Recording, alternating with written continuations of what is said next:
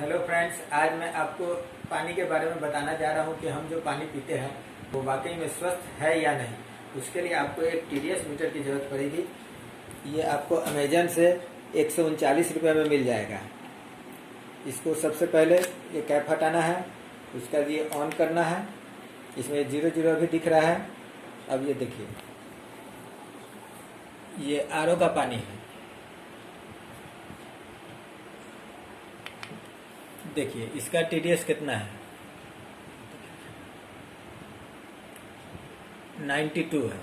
ठीक है,